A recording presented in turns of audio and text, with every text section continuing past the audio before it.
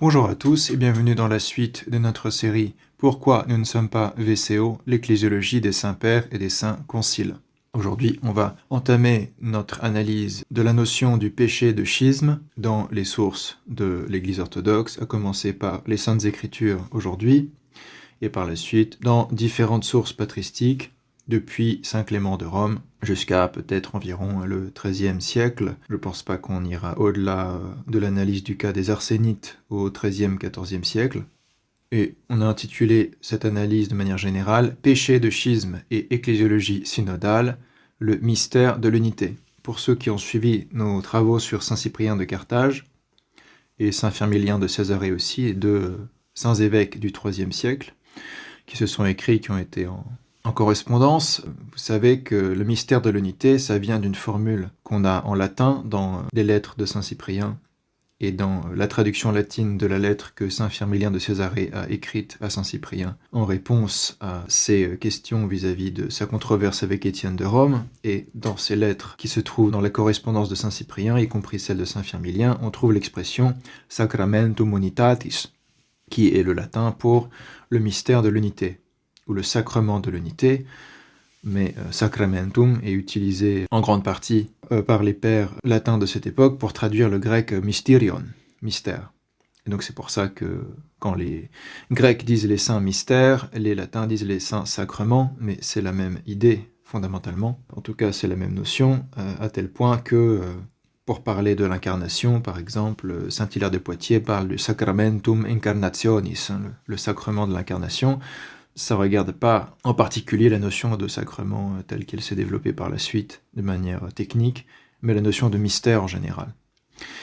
Et le mystère de l'unité, c'est une expression qui est utilisée par saint Cyprien pour parler justement de ce dogme de l'unité de l'Église, qui est en rapport avec la nature même de l'Église, l'ontologie même de l'Église, et qui relève du mysterion, donc du sacramentum. En quelque sorte, c'est lié au mystère de l'unité dans la Trinité également, et de l'unité en Christ également. Tous ces mystères de la foi, l'unité, la Trinité, trois personnes, une seule essence, une seule puissance, une seule énergie, une seule volonté, etc. Il y a un mystère de l'unité déjà. Ensuite, il y a le mystère de l'unité de la divinité et de l'humanité en Christ, que les saints conciles appelleront l'union hypostatique, après les grands débats du 5e siècle sur la Christologie, mais dès l'époque de saint Cyprien, face au schisme, on parle de mystère de l'unité de l'Église. Évidemment, l'Église est le corps du Christ, donc c'est inclus dans un mystère christologique, qui est lui-même inclus dans un mystère triadologique, si vous voulez. Tout ça est lié, même déjà pour saint Cyprien, l'unité de Dieu et l'unité de l'Église. Donc c'est toujours bien de rappeler cette notion ancienne et patristique contre différentes erreurs. D'une part, l'erreur de l'ecclésiologie écuméniste, telle que on l'a déjà défini sur cette chaîne, qui va à l'encontre du mystère de l'unité de l'Église, et aussi le problème des vieux calendaristes et des différents groupes schismatiques actuels, qui, d'une autre façon, rejoignent l'ecclésiologie écuméniste, pour certains en tout cas, dans tous les cas, heurtent et portent atteinte au mystère de l'unité de l'Église également. Et c'est d'ailleurs, en particulier face à la question du schisme, que saint Cyprien va parler du mystère de l'unité, mais il va aussi en parler dans sa controverse avec Étienne sur la réception dans l'Église, et c'est un débat qui revient finalement avec l'écuménisme. En quelque sorte, on réfléchit à la réception dans l'Église, mais sous un angle nouveau, à cause de Vatican II, à cause de l'écuménisme et de son influence, sans trop faire attention à la manière dont l'Église a conçu cette question, notamment les saints conciles écuméniques. Et on en a déjà parlé, on en reparlera sans doute, je pense, comment les différents modes de réception dans l'Église n'étaient pas sujets à remettre en cause l'unité fondamentale et ontologique de l'Église chez les saints pères de l'Église et dans les saints conciles orthodoxes, alors qu'aujourd'hui, on cherche à utiliser, à la manière de Vatican II, ces différents modes de réception pour justifier une nouvelle ecclésiologie qui, elle, porte atteinte au mystère de l'unité.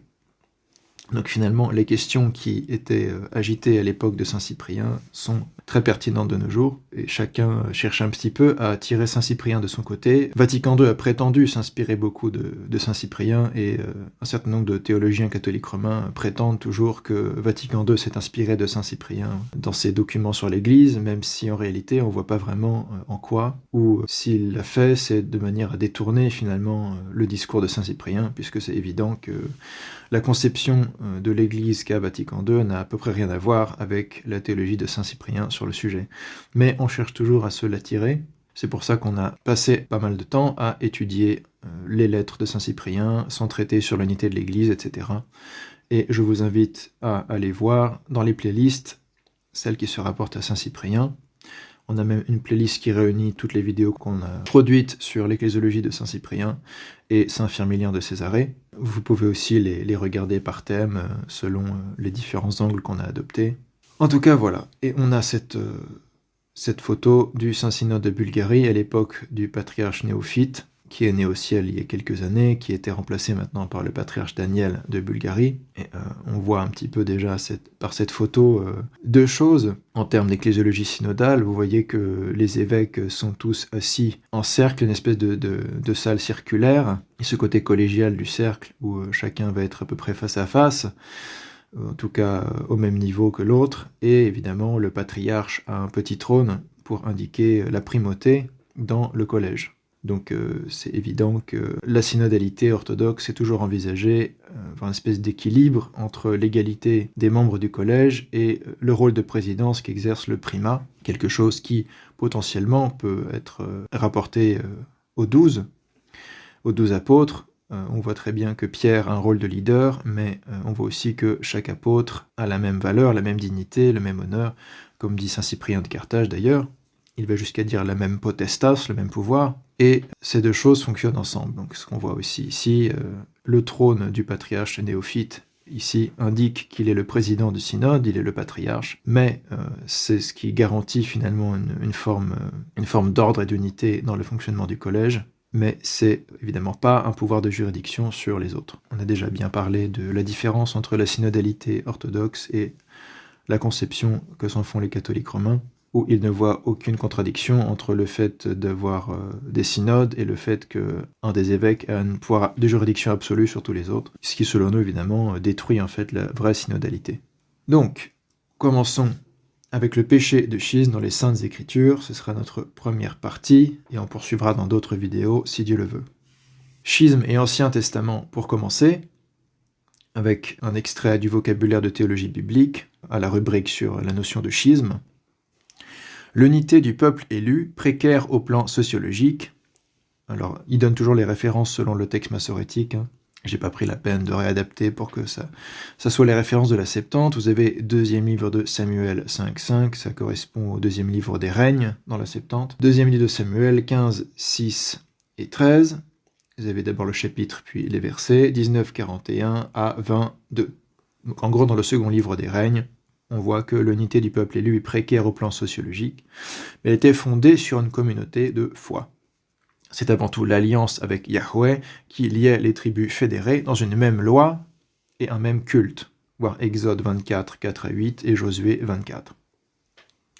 Les pèlerinages et rassemblements périodiques autour d'un sanctuaire central, Sichem, Silo, puis le temple de Jérusalem, entretenaient l'unité des tribus et la maintenaient sur son plan religieux. Au contraire, c'est péché pour une tribu de se soustraire à la guerre sainte, entre guillemets, Nombre 32, 23, Juge 5, 23, et d'ériger un lieu de culte rival du sanctuaire central, Josué 22, 29. Donc on voit qu'il y a une diversité sociologique, différentes tribus, mais une unité fondée sur l'unité de culte et de loi, au sens de la loi mosaïque, et cette unité se manifeste aussi par des offices, des actes de culte, de dévotion autour d'un sanctuaire central, qui change au fur et à mesure de l'ancienne alliance, mais qui sert toujours à signifier l'unité de culte et de foi du peuple élu.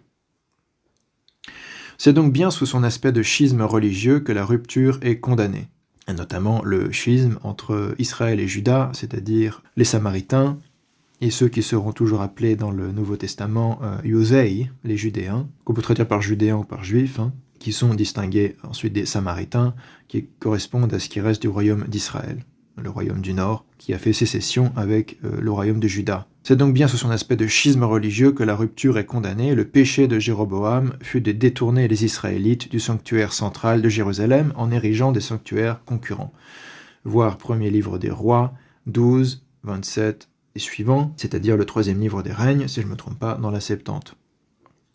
De faire reposer la présence divine sur un piédestal en forme de taureau, favorisant par là des confusions idolâtriques, encore troisième livre des règnes, 12, 28 et verset 32, 14, 9, 16, 26. Le deuxième livre des rois de Massorétique qui correspond au quatrième livre des règnes, 10, 29, 17, 16 et Osée 8, 5 et suivants. Évidemment, dès qu'on commence à représenter des animaux ou des choses qui se rapprochent, surtout des statues en 3 dimensions qui se rapprochent des cultes idolâtriques, c'est quelque chose qui est tout à fait rejeté par Dieu et qui ne fait pas partie de ce que Dieu a demandé de faire dans son culte.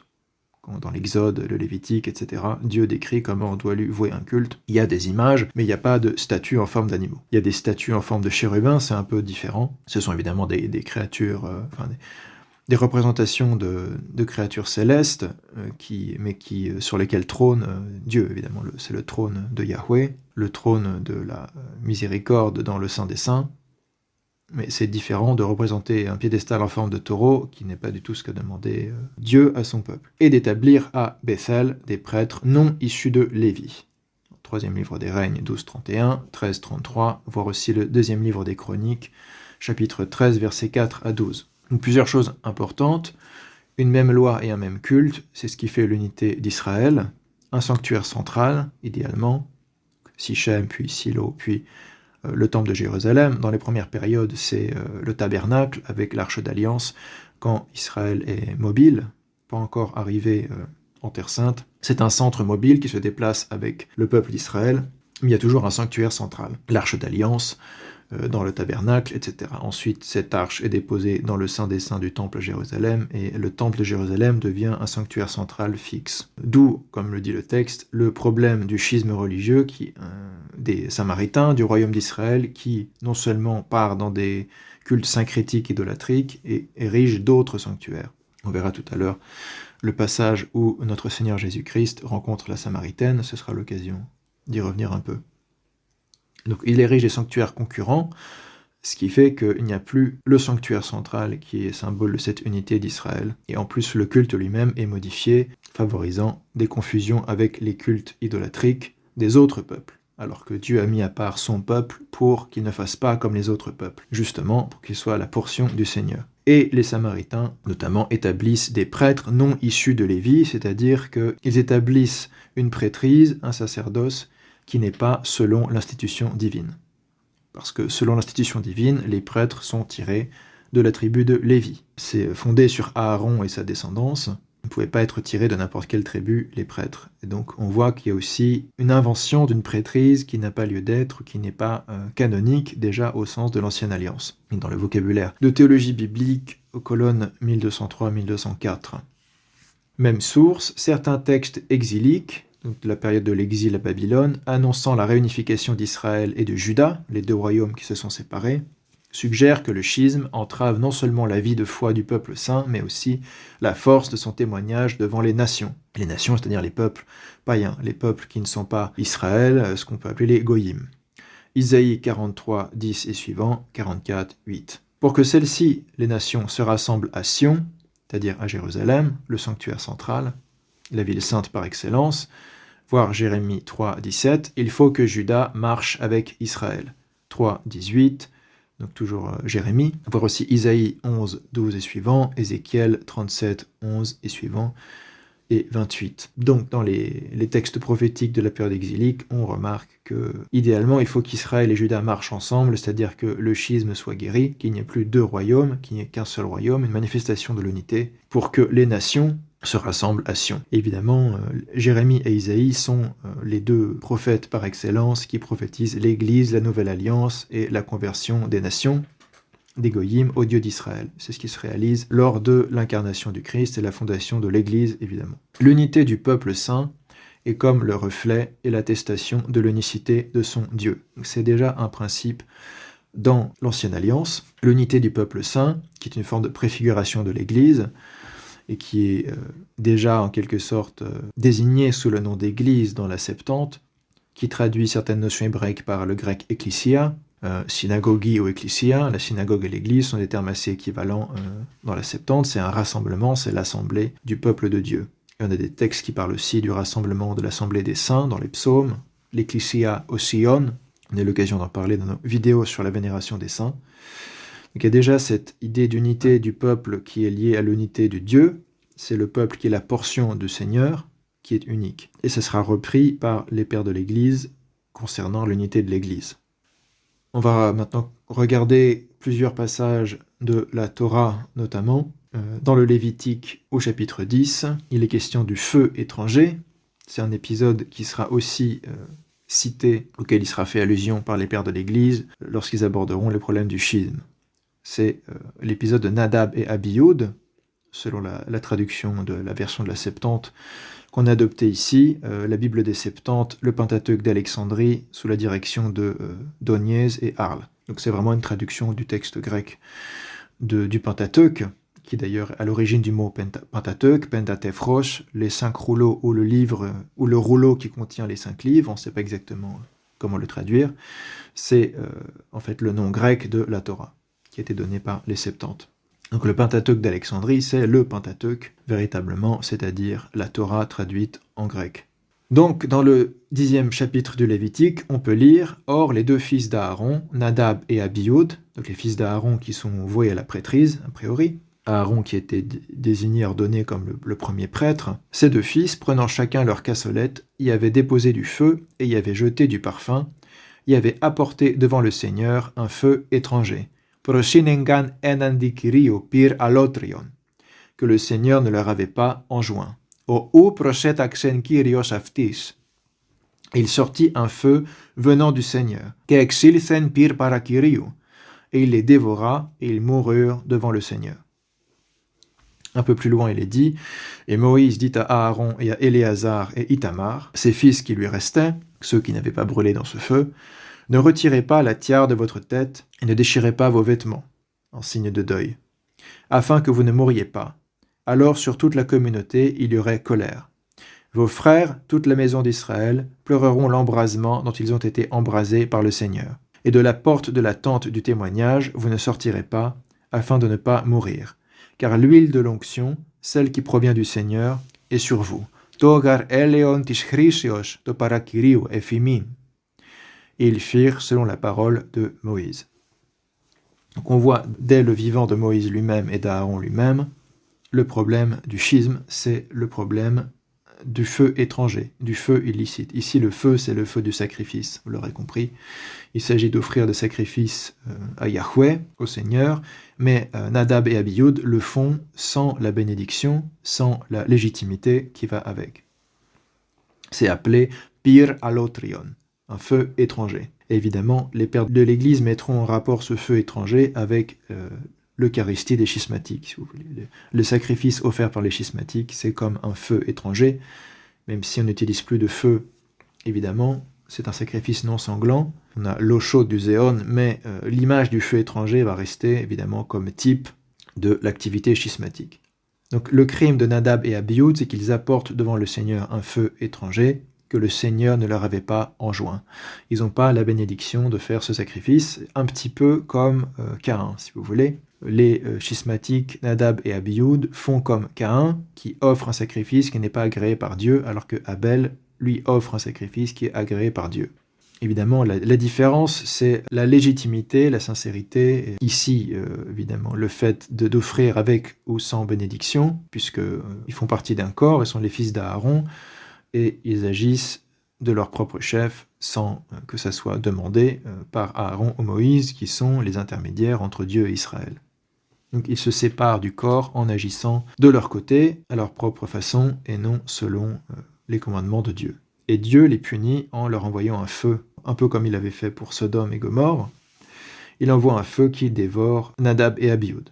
Et Moïse, qui transmet la volonté de Dieu, dit à Aaron, Éléazar et Ithamar que eux, qui n'ont pas commis ce péché d'offrir un feu étranger, vont pouvoir rester dans le sacerdoce, dans la prêtrise, parce que l'huile de l'onction, celle qui provient du Seigneur, est sur vous. C'est un type de l'ordination, évidemment, ils ont l'onction qui fait le sacerdote. Et eux qui n'ont pas commis ce péché vont garder la bénédiction du Seigneur, mais ils doivent respecter un certain nombre de règles pour être éloignés du péché de schisme qu'ont commis leurs frères. Ensuite, dans le livre des Nombres, qui suit le Lévitique, il y a l'épisode de la révolte de Corée, qui sera aussi référencé par les saints-pères de l'Église en rapport avec le schisme et le péché de schisme. Donc au chapitre 16, versets 1 à 11, « Et Corée, fils d'Issachar, fils de Kaas, fils de Lévi », donc on est dans la tribu de Lévi, la tribu sacerdotale, par là, ainsi que Dathan et Abiron, fils d'Eliab, et Aoun, fils de Phalès, fils de Ruben.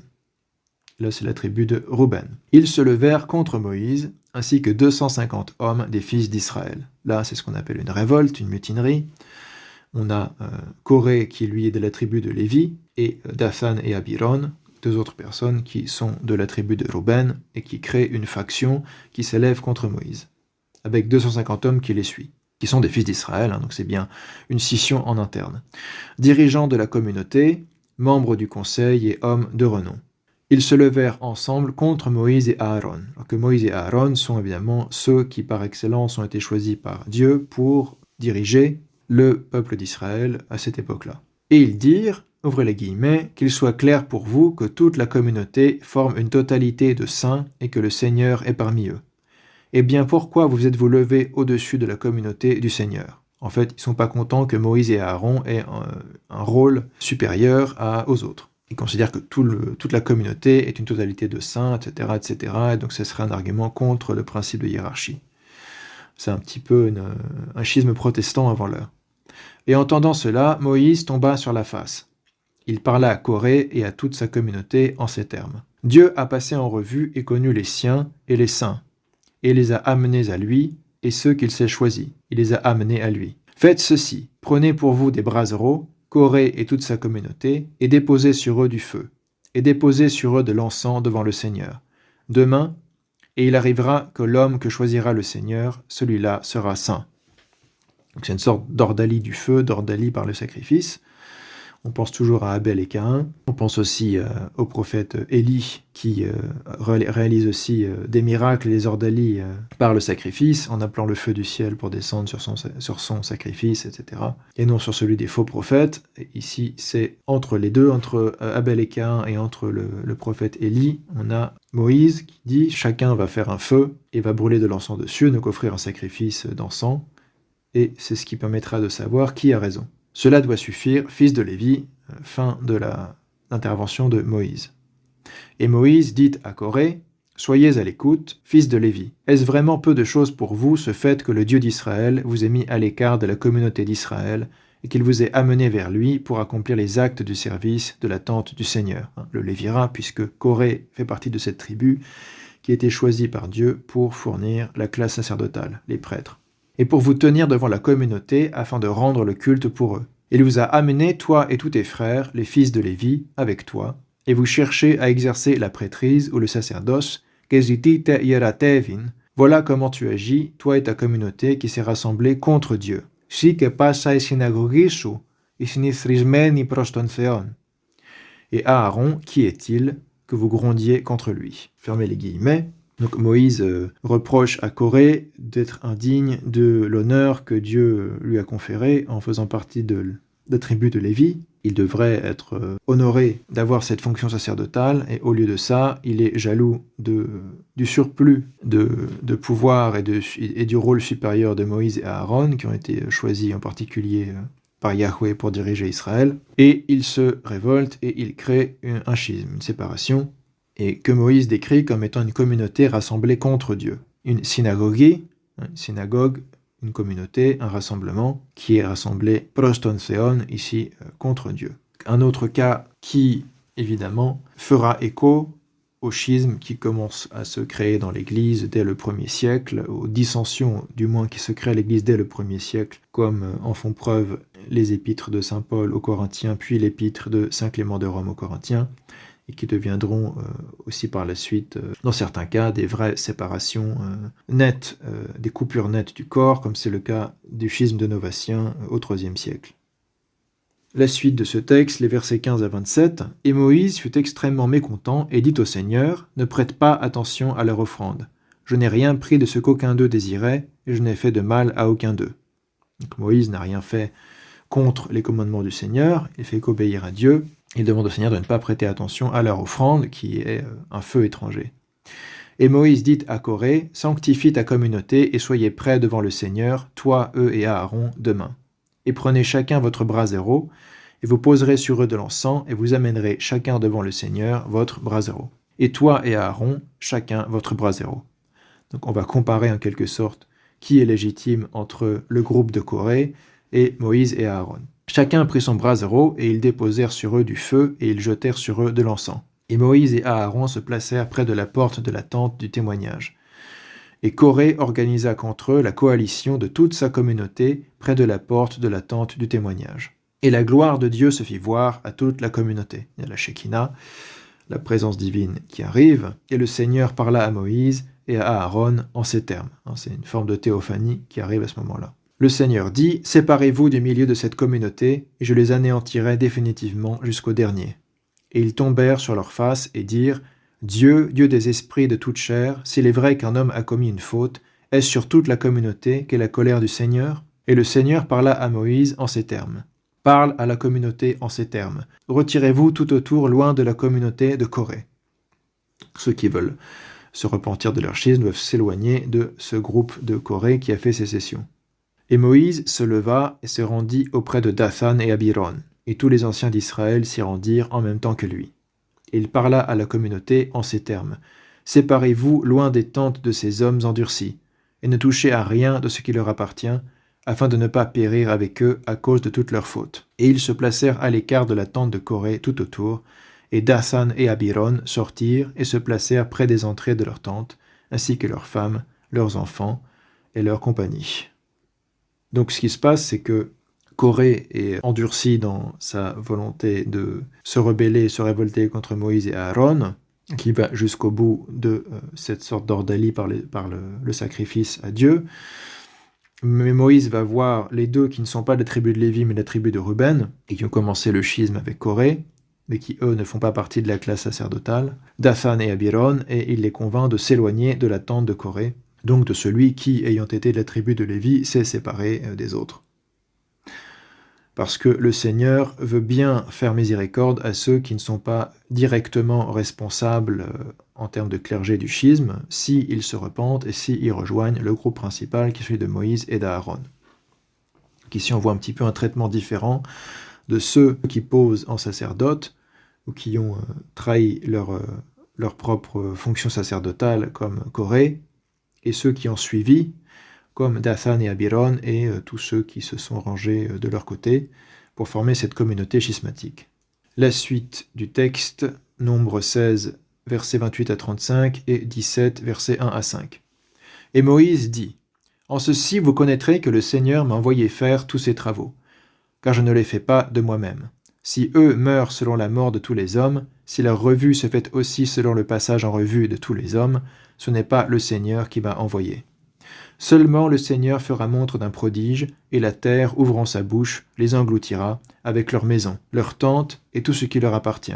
Et ils descendront vivants dans l'Hadès, dans le Sheol, et vous connaîtrez que ces hommes ont exaspéré le Seigneur. » Donc Moïse dit, « Moi, je ne fais rien de ma propre volonté, je ne fais qu'obéir à ce que Dieu me dit de faire, donc je n'ai pas exercé d'abus d'autorité ou quoi que ce soit, je ne me suis rien attribué à moi-même de ma propre volonté, et c'est seulement le prodige du Seigneur qui tranchera en cette affaire. » Donc s'il ne se passe rien et que le groupe de Corée s'en sort indemne, c'est que Moïse n'est pas un envoyé de Dieu, n'est pas un vrai prophète.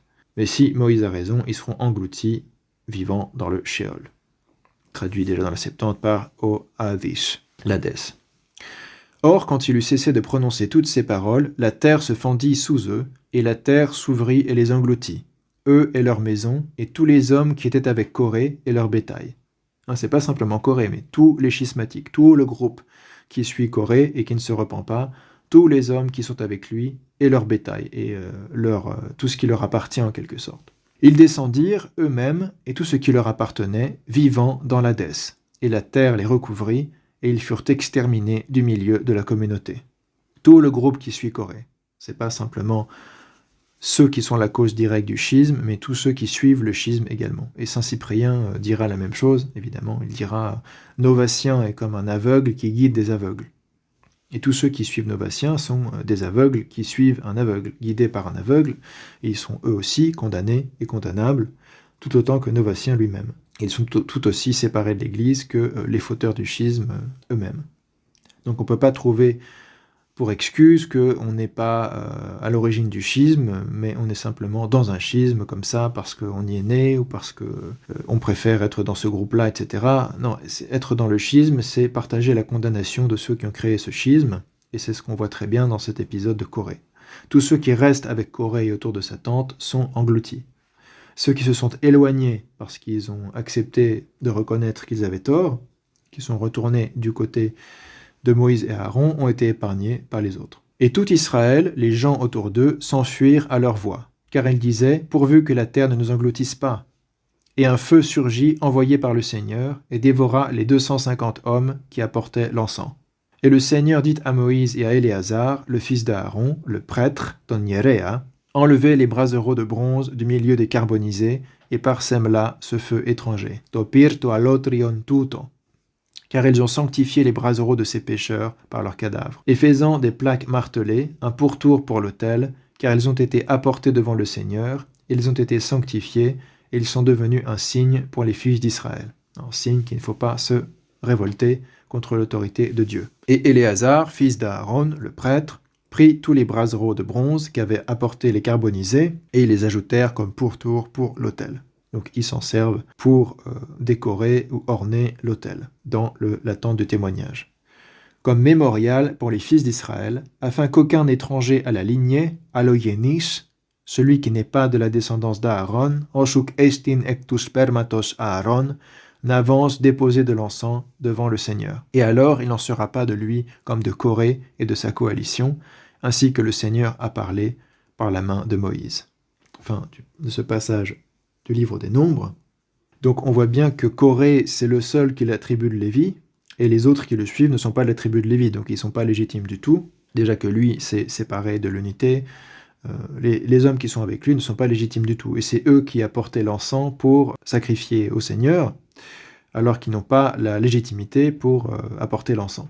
C'est pour ça qu'ici il est dit notamment que c'est un mémorial pour qu'aucun étranger à la lignée, donc à la tribu de Lévi, à l'Ogénis, qui n'est pas de la descendance d'Aaron, n'avance déposer de l'encens devant le Seigneur. Alors évidemment, Corée est de la tribu de Lévi, mais il n'est pas de la descendance directe d'Aaron. Donc peut-être que là il y a aussi une remarque sur le fait qu'on ne peut pas former Israël sans le grand prêtre. En quelque sorte, Aaron et sa descendance représentent le grand prêtre, ce qui sera la fonction épiscopale, alors que les autres hieris, le terme grec hierevs qui est utilisé pour parler de la classe sacerdotale de l'Ancienne Alliance, qui sont de la tribu de Lévi, et non de la descendance d'Aaron, ont une fonction subalterne. C'est sans doute le cas de Corée, il faudra regarder ça de plus près, mais sans doute Corée avait la fonction de lévite, le lévira, dans la tribu de Lévi, mais n'avait pas la fonction sacerdotale des fils d'Aaron.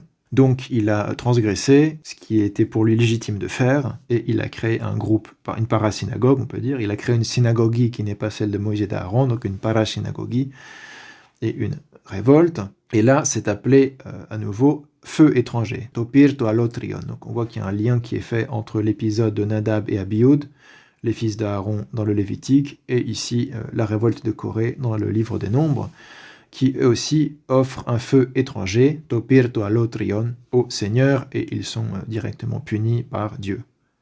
Ce qui permet aussi de distinguer directement qui était en tort et qui n'était pas en tort dans cette affaire.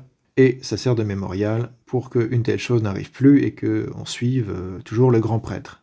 En quelque sorte, la descendance d'Aaron, la descendance de ceux qui sont les grands prêtres, qui préfigurent la fonction épiscopale. C'est encore le cas à l'époque de l'incarnation du Christ, qui a le grand prêtre de Jérusalem, puis des prêtres subalternes, puis des Lévites qui préfigurent les diacres. La question des Samaritains maintenant, les Samaritains c'est un schisme qui arrive dans l'Ancienne Alliance et qui perdure à l'époque de l'incarnation du Christ. Donc on a cet épisode dans l'Évangile selon saint Jean, au chapitre 4, de la Samaritaine, Il y a plusieurs allusions aux Samaritains dans les évangiles. Souvent on connaît la parabole du bon Samaritain, mais pour comprendre la parabole du bon Samaritain, il faut comprendre aussi ce qu'est un Samaritain. C'est pas toujours expliqué. Un Samaritain, c'est un schismatique.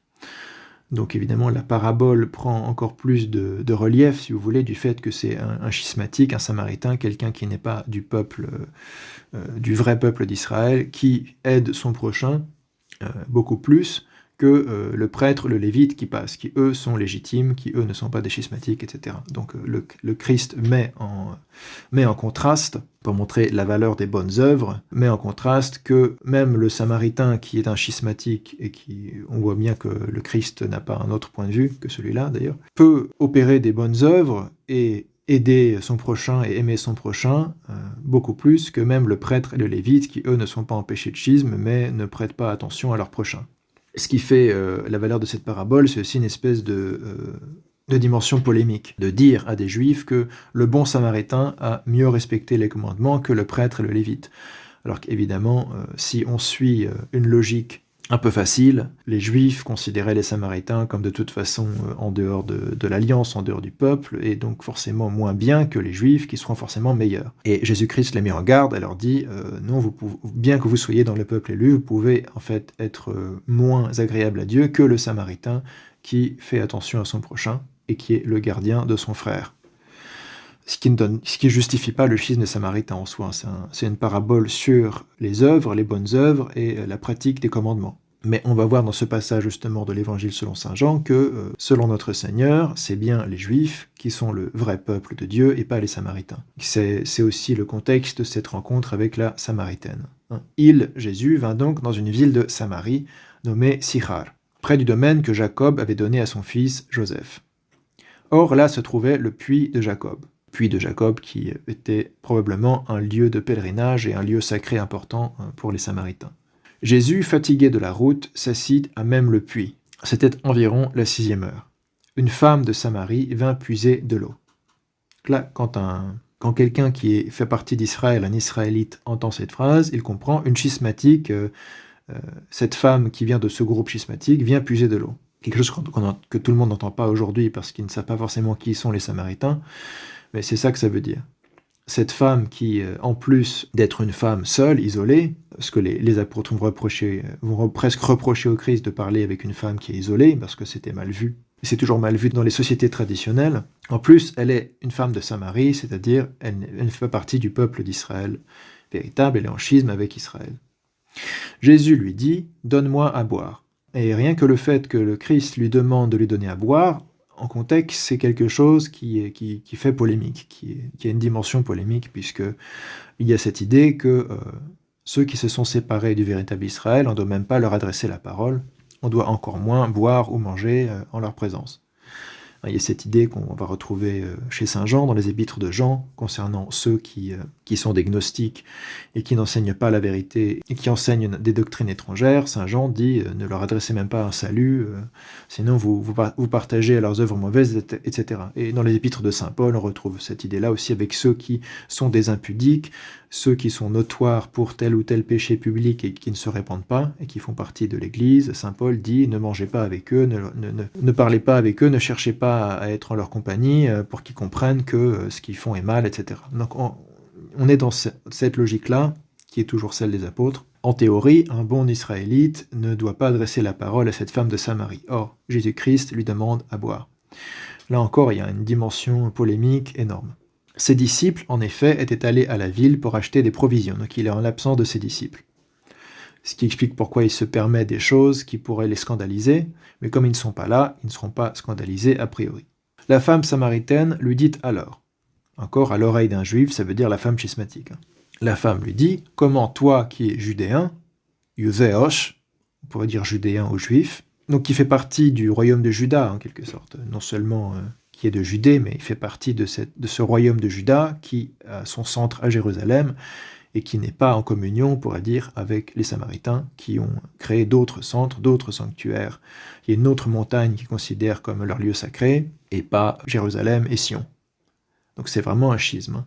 Donc toi qui fais partie de Juda, qui n'est pas samaritain, me demandes-tu à boire à moi qui suis une samaritaine, c'est-à-dire ceux qui descendent du royaume d'Israël, qui est un royaume schismatique, qui est tombé dans l'idolâtrie, dans le syncrétisme, qui a créé des sanctuaires parallèles, etc. Tout ce qu'on a déjà dit. Les Judéens, continue la Samaritaine, en effet, n'ont pas de relation avec les Samaritains. Ils sont en schisme. Et ça se traduit par des choses très concrètes, on ne va pas aller les saluer, manger avec eux, boire avec eux. Or, elle voit que le Christ est un Judéen. Évidemment, c'est le Messie d'Israël, donc il s'incarne parmi les Judéens, pour être dans la portion du Seigneur, dans son incarnation même. La femme lui dit, « Seigneur, je vois que tu es un prophète. » Là, j'ai avancé un petit peu, parce que on reste sur ce qui est le plus pertinent pour notre analyse. Un peu plus loin, la femme lui dit, « Seigneur, je vois que tu es un prophète. Nos pères ont adoré sur cette montagne, sans doute Har Garizim, et la montagne qui était considérée comme sacrée par les Samaritains, et pas par les Judéens. Mais vous, c'est-à-dire les Judéens, vous dites que c'est à Jérusalem qu'est le lieu où il faut adorer. » C'est là où il y a le temple. Bon, à l'époque du Christ, c'est le second temple, mais c'est quand même le temple, ce second temple à Jérusalem, qui est le lieu sacré pour les Judéens. Et pour les Samaritains, c'est cette montagne, donc sans doute à ce moment-là, elle indique un endroit en particulier, c'est peut-être Har Garizim, qui est une montagne sacrée des Samaritains. Elle ne précise pas. Jésus lui répond, « Femme, crois-moi, l'heure vient où ce ne sera ni sur cette montagne, Har Garizim, ni dans Jérusalem, que vous adorerez le Père. Vous, les Samaritains, vous adorez ce que vous ne connaissez pas. Imish proskenite oukizate. Nous, les Judéens, nous adorons ce que nous connaissons. Imish proskenumen oizamen. Car le salut vient des Judéens. Oti soteria ektonioseonestin. Et c'est Jésus-Christ lui-même qui lui dit ça, qui est le salut. C'est la confirmation que les Samaritains ont tort et sont en schisme. Le Christ s'incarne parmi les Judéens. Et il va à Jérusalem. C'est à Jérusalem qu'il va subir la passion, à côté de Jérusalem. Donc c'est bien Jérusalem, c'est bien Sion qui est le vrai sanctuaire, qui est le vrai centre. Donc, le Christ n'est pas en train de dire « le schisme n'a aucune importance, le schisme ça veut rien dire, et tu n'es pas vraiment une schismatique finalement, et c'est pour ça que je t'adresse la parole, parce que je suis relativiste. » Pas du tout.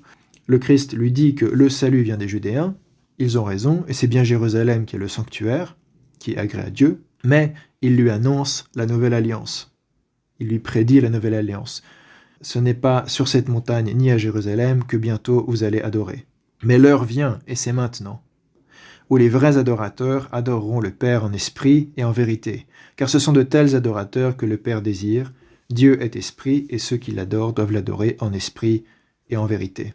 Évidemment, là, il parle de ce qui sera le fruit de son économie du salut, la création de l'Église et la descente du Saint-Esprit et la Pentecôte. Et quand le Saint-Esprit sera descendu sur les apôtres, on pourra adorer en esprit et en vérité, et il n'y aura plus un sanctuaire central, un lieu de culte pour le peuple de Dieu. Ce ne sera pas Jérusalem, ce ne sera pas Har Garizim ou la montagne samaritain, ce sera chaque lieu où l'Église est fondée, chaque lieu où il y a un évêque et sa communauté autour de lui qui célèbre la Sainte Eucharistie, etc., etc. D'où le fait que l'Église est appelée catholique. Elle n'est pas un seul lieu, elle se répand dans tous les lieux. Et toutes les églises sont le sanctuaire. Ce qui va à l'encontre de l'idée qu'il faut absolument un sanctuaire central pour la communion. Certains apologistes catholiques romains prétendent que, puis de même que Jérusalem était le centre pour Israël, alors Rome est le centre pour la Nouvelle Alliance, mais c'est contraire à ce qu'explique le Christ ici, justement. Il n'y a pas un centre à Jérusalem ou un centre des Samaritains à Har Garizim, mais le centre est partout où l'Église catholique se trouve, et où on adore en esprit et en vérité. On reçoit l'Esprit Saint, et on célèbre l'Eucharistie. Chaque Eucharistie, chaque Église est le centre, est le sanctuaire. Donc l'unité n'est pas manifestée par une espèce de point géographique particulier où il faut venir adorer. C'est une conception qui est contraire à l'idée de catholicité, en fait. Et donc il y a plusieurs choses intéressantes dans ce passage, en particulier le fait que le Christ adresse la parole à la Samaritaine, ce qui est très choquant pour un Israélite, et les apôtres sont des Israélites. Rappelez-vous Nathanaël, qui fait partie des premiers apôtres qui reconnaissent que Jésus-Christ, Jésus de Nazareth, est le Christ. Il fait cette confession de foi en réponse à la parole du Christ, je vois que tu es un bon Israélite. Donc évidemment, les apôtres sont de bons Israélites, d'autant plus qu'ils reconnaissent que Jésus de Nazareth est le Christ, est le Messie d'Israël, etc. C'est au début de l'évangile de Jean, l'épisode de Nathanaël, qui est un très bel épisode. Eh bien, le Christ, qui est par son incarnation un Israélite, un Judéen, accepte de transgresser les normes en adressant la parole à la Samaritaine et en lui demandant à boire. Mais c'est parce qu'il est le Seigneur. Évidemment, il transcende ces normes-là, puisqu'il est lui-même la source des normes. Et au nom de l'alliance, de la nouvelle alliance qu'il va fonder, et qui sera d'ailleurs la fin de la séparation entre la portion du Seigneur Israël et les nations, les deux vont se réunir en un seul corps, comme le dit très bien saint Paul.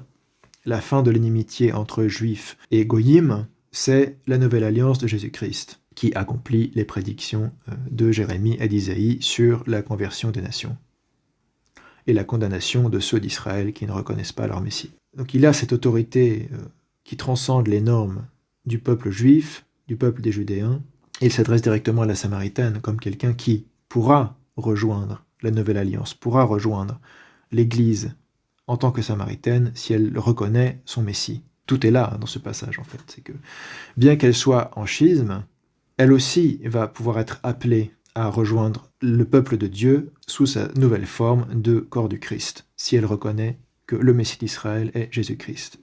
Mais il confirme qu'il y a bien dans cette situation conflictuelle un parti qui a raison, qui sont les Judéens, qui sont légitimes, et un parti qui a tort, qui sont les Samaritains, puisqu'il dit « Vous, les Samaritains, vous adorez ce que vous ne connaissez pas. Nous, nous adorons ce que nous connaissons. » Donc les Samaritains ont tort et sont des schismatiques, les Judéens ont raison et sont vraiment le peuple de Dieu. Car le salut vient des Judéens. Et c'est Jésus-Christ qui en est la preuve, puisqu'il est le salut, évidemment. Il est le salut incarné de la très sainte Mère de Dieu qui fait partie du royaume de Juda et de ceux qui vont adorer au temple de Jérusalem, et pas des Samaritains. C'est un passage très intéressant, dès qu'on le remet en contexte. On voit à la fois que le Christ ouvre son alliance aux Samaritains aussi, de même qu'il l'ouvrira à travers ses apôtres aux païens, alors qu'il vient d'abord sauver évidemment les brebis d'Israël, les brebis perdues d'Israël, mais on voit que petit à petit il annonce déjà qu'il ouvrira son alliance à ceux qui ne sont pas strictement parlés d'Israël, mais aussi aux Samaritains et aussi aux gentils ou aux Grecs, comme on dit à l'époque, c'est-à-dire aux païens ou à ceux qui font partie des nations qui ne sont pas d'Israël. Et tout ça est possible parce que le Messie d'Israël arrive et réalise les prophéties, ces prophéties de salut qui vont être un salut universel adressé à tous les hommes, mais qui se réalisent par le peuple des Judéens, par la portion du Seigneur. Donc c'est important qu'il soit incarné dans le peuple des Judéens, qu'il soit un Judéen, qu'il soit le Messie d'Israël, et pas autre chose. C'est pour ça aussi qu'on ne peut pas représenter le Christ n'importe comment. On ne peut pas le représenter selon n'importe quel type de normes. Le Christ ne peut pas être noir, il ne peut pas être asiatique, il ne peut pas être amérindien, parce qu'il est incarné dans le peuple d'Israël. C'est fondamental. C'est ce peuple qui est la portion du Seigneur, c'est ce peuple qui amène l'incarnation du Verbe de Dieu, et c'est par ce peuple que le salut vient. Isoteria ektonioseon estin. C'est dans l'Évangile selon saint Jean. Donc il faut représenter le Christ en judéen. Ça c'est très important également en termes d'iconographie. Schisme et Nouveau Testament, on va passer maintenant au Nouveau Testament. C'est pas exhaustif, il y aura sans doute beaucoup d'autres textes qu'on pourrait citer, mais on a voulu donner au moins une petite anthologie de textes en rapport avec cette idée de schisme. Dans le vocabulaire de théologie biblique, à la section schisme pour le Nouveau Testament, on peut lire une simple nuance distingue en 1 Corinthiens le schisme ou la déchirure, schisma, dans le grec de saint Paul, de l'hérésie, hérésis. Parce que littéralement, dans le grec de saint Paul, le schisme c'est la dissension et l'hérésie c'est ceux qui suivent leur propre impulsion, leur propre idée, etc. et qui créent des clans. Donc évidemment, c'est pas très très loin, mais assez vite on voit que hérésis concerne aussi ceux qui enseignent une doctrine étrangère, alors que la dissension n'induit pas nécessairement cette idée. La dissension, c'est plutôt en effet des factions qui se créent dans l'Église, comme c'est le cas à Corinthe.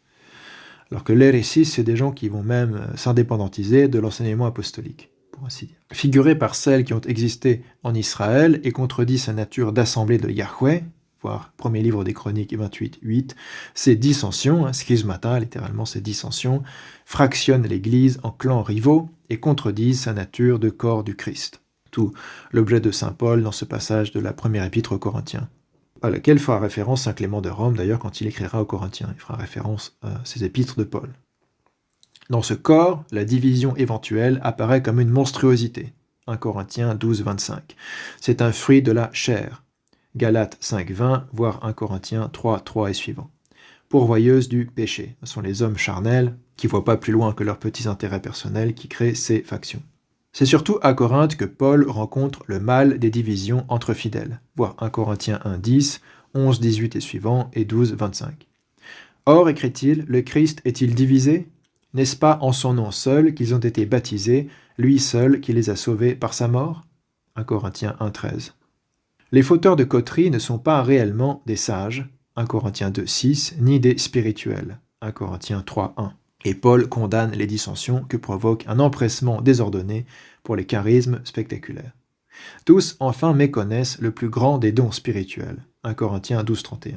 Le seul indispensable, 1 Corinthiens 13.1 et suivant, c'est l'hymne à la charité, l'hymne à l'agape, l'amour fraternel, qui en produisant directement l'union et l'édification, 1 Corinthiens 8.1, exclut la division.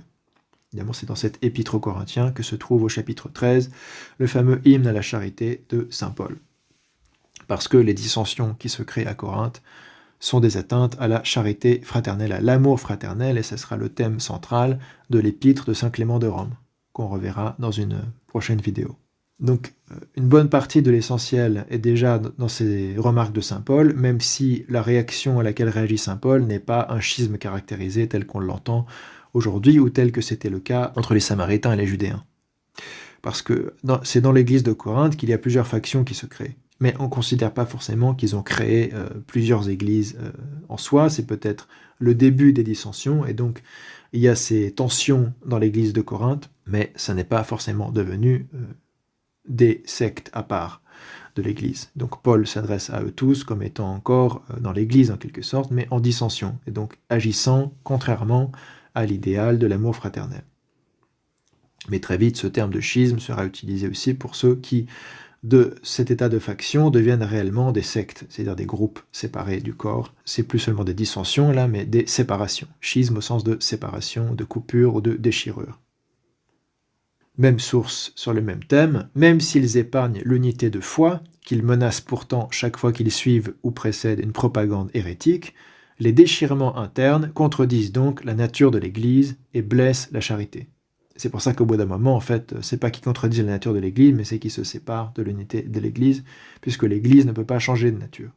Ce que va très bien expliquer saint Cyprien de Carthage, d'ailleurs, c'est qu'ils se croient être dans l'Église, mais ils se sont exclus de l'Église. Parce que, à vouloir créer des factions au sein de l'Église, alors que l'Église ne peut être qu'une, ils finissent par s'exclure de cette unité de l'Église. C'est ça un petit peu la chose, parce que c'est une forme d'absurdité de penser que l'Église qui est une puisse être découpée en plusieurs factions qui s'opposent. Donc en réalité, il y a toujours un stade de dissension qui précède les vrais schismes, et ce stade de dissension ne dure pas très longtemps en général, soit il est guéri, soit des groupes se créent qui vont être hors de l'Église, puisque l'Église est une.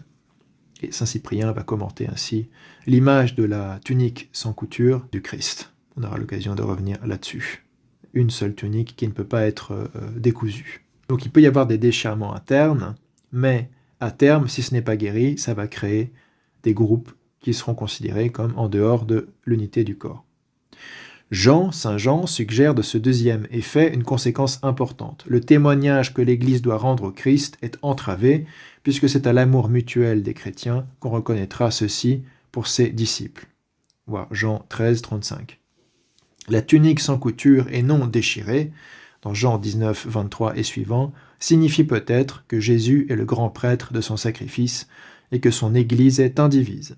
Ils disent peut-être, mais c'est clairement l'interprétation patristique. Oui, la tunique sans couture et non déchirée, voire le traité sur l'unité de l'Église catholique de saint Cyprien, c'est le signe de l'indivisibilité de l'Église. En tout cas, il s'est sacrifié, 17-19, pour que les siens soient un, et révèlent ainsi au monde la communion d'amour instaurée par l'envoyé du Père. 17, 21 et 23. En effet, mais pour que les siens soient un dans la vérité, évidemment, que ça ne concerne pas les hérétiques, et dans la charité fraternelle. Ce qui, quand ces dissensions se transforment véritablement en coupure et en séparation, exclut aussi les schismatiques de cette unité. C'est ça qu'il faut bien comprendre. La prière du Christ pour l'unité suppose l'unité dans la foi et la charité fraternelle, l'unité d'esprit. Comme dira saint Paul, ceux qui conservent l'unité de l'esprit par le lien de la paix. C'est ceux-là qui participent à cette unité, à cette gloire incréée que le Christ promet à ceux qui, justement, recevront l'héritage de cette promesse, de cette prière. Ceux qui suivent les apôtres, l'Église apostolique, etc. Et pas ceux qui partent dans leur coin et qui quittent l'Église. On passe à saint Paul, l'injonction de saint Paul, justement, aux Corinthiens, 1 Corinthiens 1, versets 10 à 13. « Je vous exhorte, frères, au nom de notre Seigneur Jésus-Christ, à avoir tous un même langage. » C'est-à-dire finalement à confesser la même foi et à n'avoir qu'un seul cœur et qu'une seule âme, comme l'Église décrit dans les Actes des Apôtres. « Qu'il n'y ait point de schisme parmi vous. Mi ienimin schismata. » Qu'on pourrait traduire aussi par « qu'il n'y ait point de dissension parmi vous. » Mais soyez parfaitement unis dans un même esprit et un même sentiment. « Ite katirtismeni ento aftonoi ke enti aftignomi. » Car il m'a été rapporté à votre sujet, mes frères, par les gens de Chloé, qu'il y ait des disputes parmi vous. Donc à ce stade, ils sont tous encore considérés comme dans le corps de l'Église, puisqu'il les appelle mes frères. Il n'y a pas un groupe qui s'est complètement séparé de tout le reste. Mais c'est à l'état de dissension qui peuvent créer ensuite différents groupes qui seraient complètement séparés de l'Église. Là, il y a des disputes. Les disputes, c'est pas encore vraiment des schismes au sens où l'entendra saint Basile dans son canon 1 par exemple, ou au sens où l'entend Optade Milève dans son traité contre les donatistes. Je veux dire que tel d'entre vous dit « moi je relève de Paul », tel autre « et moi d'Apollos », et moi de Képhas, c'est-à-dire de Pierre, et moi du Christ. Le Christ est-il divisé? Mais meristeo Christos. Est-ce Paul qui a été crucifié pour vous, ou bien est-ce au nom de Paul que vous avez été baptisés? Là, ça s'oppose à cet esprit de faction. Chacun a son apôtre préféré et dit « moi, je suis ce que dit saint Paul », l'autre « moi, je suis ce que dit Apollos », et « moi, le Christ », et « moi, je ne suis que Pierre », etc. Donc ça crée des dissensions, alors que les apôtres forment un seul collège, une unité qui ne peut pas être divisée en factions. Il ne peut pas y avoir le groupe de Paul, le groupe de Pierre, le groupe de Jacques, le groupe d'un tel et d'un tel. Tout le monde est en Christ, et le Christ n'est pas divisé. Il ne peut pas être divisé, d'ailleurs. Il ne tolère pas que les dissensions subsistent, à tel point qu'au bout d'un moment, soit on arrête les dissensions, soit ça crée des groupes différents, dont seul celui qui suit la vérité va continuer à être l'Église, alors que ceux qui se séparent de la vérité ou qui se séparent de la charité et de l'amour fraternel vont aussi être séparés du corps du Christ. Mais les différents groupes ne pourront pas continuer à être au même titre le corps du Christ, puisque le Christ ne peut pas être divisé. L'Église est indivise, c'est le thème central du traité de Saint-Cyprien contre Novacien. Un seul corps, dit saint Paul dans l'Épître aux Éphésiens, chapitre 4, versets 1 à 6. « Je vous prie donc instamment, moi qui suis prisonnier dans le Seigneur, d'avoir une conduite digne de la vocation à laquelle vous avez été appelés, la vocation de chrétien. En toute humilité et douceur, metapasis tapinophrosinis que praititos, avec patience, metamacrothimias, vous supportant les uns les autres avec charité, aneromeni alilon en agapi, vous efforçant de conserver l'unité d'esprit par le lien de la paix. Spoudajon de styrin tin enotita tu pneumatos, entos synvesmo tis irinis. Alors on peut traduire tinenotita tu pneumatos par l'unité d'esprit ou l'unité de l'esprit, sous-entendu du Saint-Esprit, cette unité qui découle de l'unité dans l'Esprit Saint, qui est évidemment fondamentale dans la notion d'unité de l'Église. Un seul Esprit Saint qui est descendu sur les apôtres et qui les a unis en un seul corps. C'est pour ça que saint Paul continue, il n'y a qu'un seul corps et qu'un seul esprit. En soma que en pneuma. Comme aussi vous avez été appelés par votre vocation à une seule et même espérance. Elpis. Il n'y a qu'un seul Seigneur, une seule foi, un seul baptême, un seul Dieu et Père de tous, qui est au-dessus de tous, par tous et en vous tous. Alors, selon les versions des manuscrits, c'est en vous tous ou en nous tous. Dans la Vulgate, il me semble que c'est en nous tous. Dans certains manuscrits grecs aussi. Le sens est le même. Il parle ici des chrétiens qui sont dans l'Église, évidemment. Il est partout, c'est en vous tous, en nous tous, chrétiens, par l'Esprit Saint.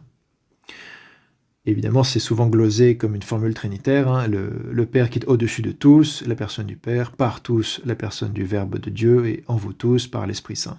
Ce sera repris par les pères de l'Église aussi contre les hérésies antitrinitaires. Et ce qui est important ici, c'est que ce qui garantit l'unité du corps, c'est l'humilité, la douceur, la patience, l'endurance, la longanimité, pourrait dire, makrothymia, le fait de se supporter les uns les autres avec charité, en s'efforçant de conserver ou de garder, tirin, tinenotitatoup pneumatos, l'unité d'esprit, ça peut être au sens le plus courant, l'unité de l'état d'esprit des membres du corps, mais aussi l'unité de l'esprit dans l'Esprit Saint qui informe notre état d'esprit, différentes lectures possibles, entos invejmotis irinis, dans le lien de la paix ou par le lien de la paix.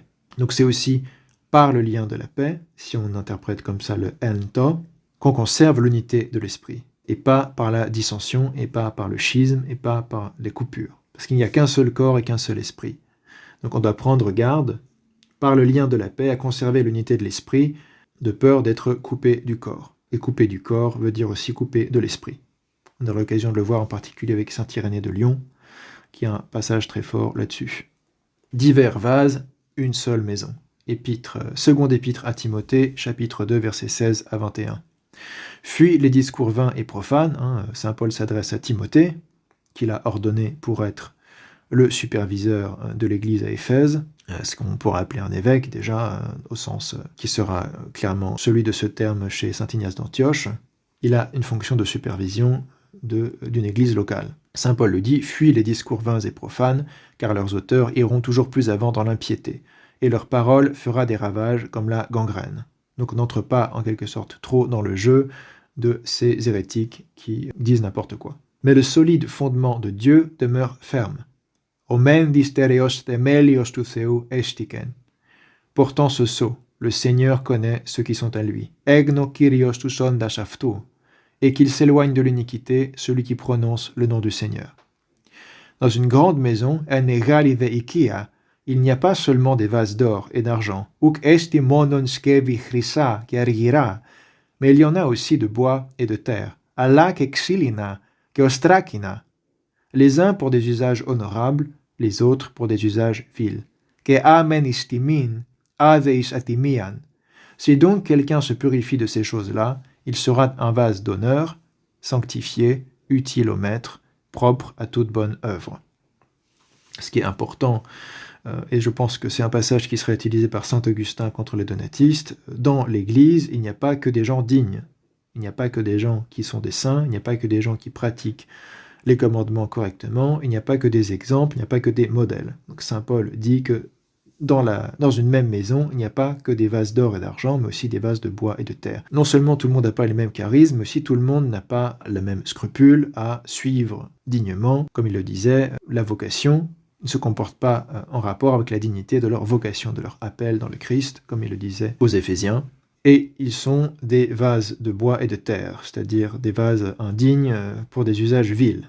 Ish atimian, pour le non-honneur, pour ce qui n'est pas honorable. Alors que ceux qui agissent correctement et à la hauteur de leur vocation en Christ vont être assimilés aux vases d'or et d'argent qui sont utilisés pour des usages honorables, ishtimin, pour ce qui relève de l'honneur. C'est important. Aussi, ça montre qu'au sein de l'Église, déjà à l'époque de saint Paul, on admettait qu'il y avait des dignes et des indignes, que le fait qu'il y ait des indignes ne doit pas être un motif de schisme. Le fait que... Et évidemment, les décisions sont prises par ceux qui ont l'autorité de les prendre, et on ne peut pas simplement décider de faire ce qu'on veut, indépendamment du corps décisionnaire de l'Église, c'est-à-dire du corps sacerdotal, épiscopal en particulier. Ici, saint Paul s'adresse à Timothée, qui est ce qu'on appellera un évêque. Mais il lui dit de se distancer de ceux qui ont des discours vains et profanes, de ceux qui provoquent les dissensions, de ne pas rentrer dans leur jeu. Et il cite deux proverbes en quelque sorte. Le Seigneur connaît ceux qui sont à lui, qui n'a pas besoin de prouver absolument qu'on est au Seigneur. Le Seigneur sait qui est à lui. Et qu'il s'éloigne de l'iniquité, celui qui prononce le nom du Seigneur. Donc ceux qui commencent à enseigner ou faire n'importe quoi, on s'en éloigne. Personnellement, on ne participe pas à leurs œuvres. On retrouve ce principe-là. On ne participe pas à leurs œuvres, sinon on participe aussi à leur condamnation. Donc il dit à Timothée de ne pas rentrer dans le jeu de ces gens qui perturbent l'Église, mais de rester ferme dans la foi. Le solide fondement de Dieu demeure ferme. Il dit, ceci dit, que ces vases de bois et de terre sont aussi dans la grande maison, Megalikia, qui est évidemment une image de l'Église. L'Église est cette grande maison dans laquelle il y a des dignes et des indignes. Nul ne s'arroge cette dignité, pour terminer avec saint Paul dans l'Épître aux Hébreux, chapitre 5, versets 1 à 4. En effet, tout grand prêtre, archiérefs, pris d'entre les hommes, est établi pour les hommes en ce qui regarde le culte de Dieu, afin d'offrir des oblations et des sacrifices pour les péchés. Et il parle ici aux Hébreux, le langage du culte de l'Ancienne Alliance. Il est capable d'user d'indulgence envers ceux qui pêchent par ignorance ou par erreur, puisqu'il est lui-même entouré de faiblesses. Et c'est à cause de celle-ci qu'il doit offrir, pour lui-même comme pour le peuple, des sacrifices pour les péchés. Il parle du grand prêtre dans l'Ancienne Alliance, qu'il contraste avec Jésus-Christ, le grand prêtre selon l'ordre de Melchisédek, qui lui n'a pas la faiblesse du corps du péché, mais simplement une ressemblance du corps de péché. Il a pris une humanité, mais ne peut pas pécher. Et nul ne s'arroge cette dignité, dit saint Paul. Cette timi, cet honneur, cette dignité. Il faut y être appelé par Dieu, comme le fut aussi Aaron. Donc il faut avoir une légitimité pour exercer la fonction sacerdotale. Et en particulier, le grand prêtre, archiérefs, c'est ce qui correspond à l'épiscopat.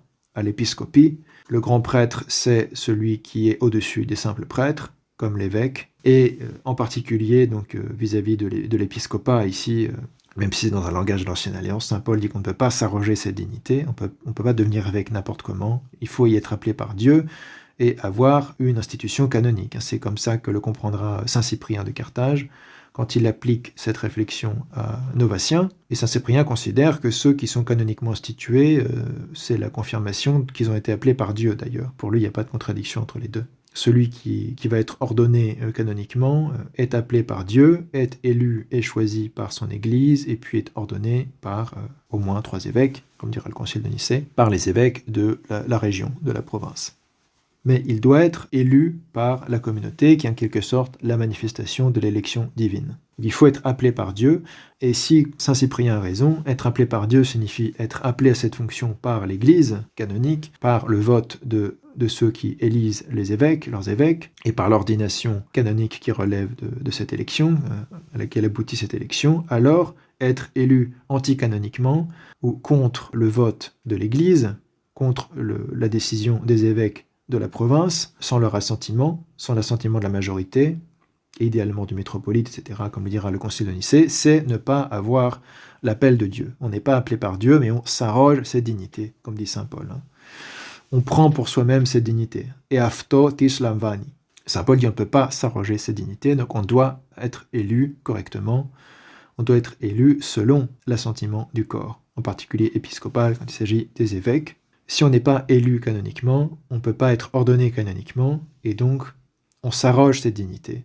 On n'est pas l'image de l'Ancien Testament, on n'est pas de la descendance d'Aaron, on est comme Corée, on n'est pas la descendance d'Aaron, mais on s'arroge cette dignité des descendants d'Aaron, et on crée un schisme, et alors on produit un feu étranger. Topir to alotrion.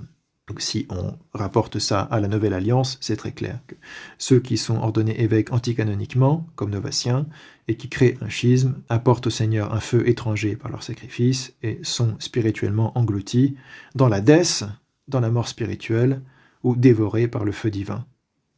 Chez saint Jean le théologien, on a ce passage également intéressant dans la première épître de Jean, chapitre 2, versets 18 à 19, « Ils n'étaient pas des nôtres ». Ça parle vraiment de ceux qui quittent le corps de l'Église.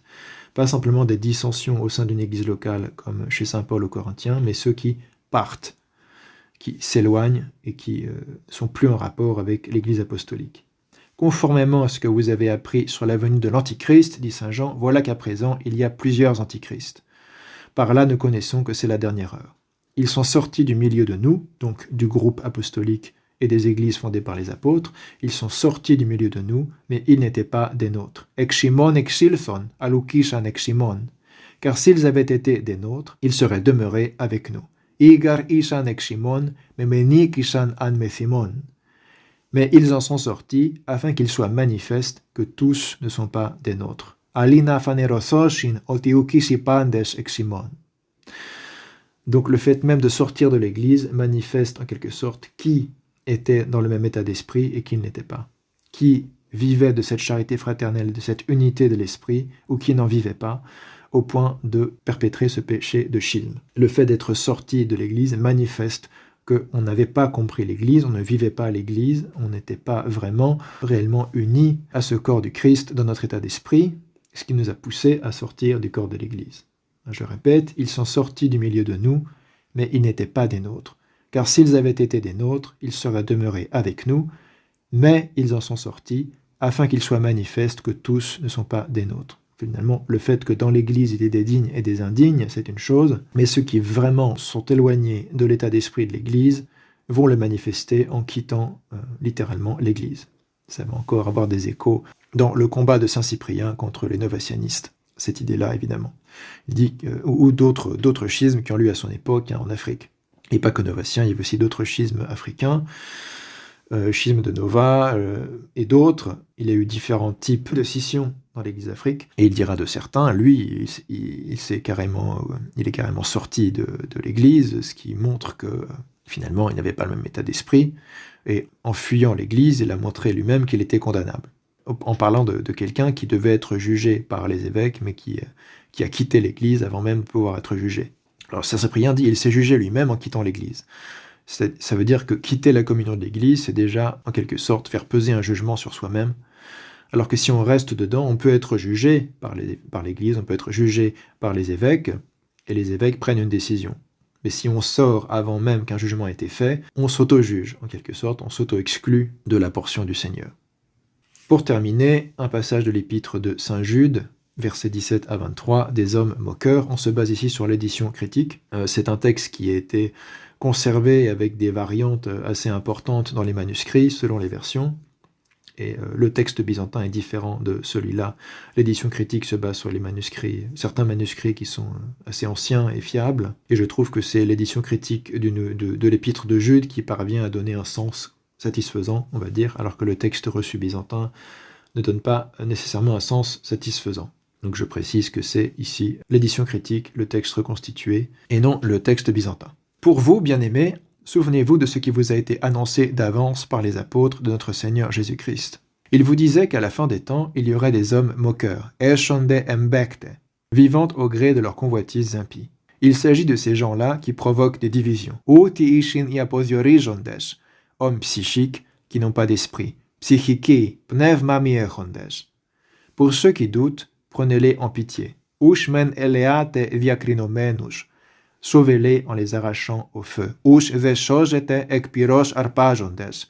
Quant aux autres, ayez pour eux une pitié mêlée de crainte. Ush ve eleate enfovo. Haïssant jusqu'à la tunique souillée par leur chair. Ici, on voit encore une distinction qui rappelle ce qui se passe lors de la révolte de Corée. Il y a ceux qui doutent que Moïse va arriver à convaincre de s'éloigner de la communauté de Corée, et ceux qui ne doutent pas, qui sont endurcis, qui sont obstinés. Et donc Saint Jude semble dire, c'est ce que permet de conclure cette édition critique, pour ceux qui doutent, qui sont comme Dathan et Abiron, que Moïse va convaincre de s'éloigner, prenez-les en pitié et sauvez-les en les arrachant au feu, comme Moïse a arraché Dathan et Abiron du feu. C'est sans doute une allusion directe au livre des Nombres, d'ailleurs, ce passage de Jude. Sauvez-les en les arrachant au feu. Et quant aux autres, ceux qui s'obstinent, ceux qui sont comme Corée et ceux qui restent avec Corée, ces hommes qui apportent l'encens alors qu'ils n'ont pas la légitimité de le faire, ayez pour eux une pitié mêlée de crainte, haïssant jusqu'à la tunique souillée par leur chair. Les impénitents, on doit s'en méfier, et on doit avoir la crainte de Dieu vis-à-vis d'eux, puisque ils n'ont aucun doute, ils sont vraiment convaincus d'être dans le droit, et ils vont être châtiés et punis par le Seigneur. Donc eux, on ne peut pas faire grand-chose pour eux en général, sauf miracle. Donc on doit avoir pitié d'eux, mais avec une pitié mêlée de crainte. On a pitié d'eux dans la crainte du jugement du Seigneur qui va s'abattre sur eux. Alors que ceux qui doutent, on pourra les sauver en les arrachant du feu par un discours qui les ramènera à la vérité, etc., qui les convaincra de changer d'avis, comme encore une fois Moïse l'a fait avec certains qui étaient dans le groupe de Corée. Donc il y a ces deux situations-là. Il y a ceux qui sont dans l'hérésie ou dans le schisme, mais qui doutent, qui hésitent, qui se posent sincèrement des questions, et on a un devoir de les aider. Mais ceux qui sont complètement obstinés dans leur erreur, on ne peut pas y faire grand-chose, parce qu'on aura beau leur parler, ça ne fera que les endurcir, un peu comme Pharaon, et ce type de personnages qui, plus on leur demande quelque chose, plus ils s'endurcissent. On a pitié d'eux pour ne pas tomber dans la colère et la condamnation hâtive, mais une pitié mêlée de crainte. C'est intéressant, ça veut dire qu'on ne peut pas non plus traiter tout le monde de la même façon. On ne peut pas ignorer le fait que quelqu'un n'a pas du tout envie d'être aidé.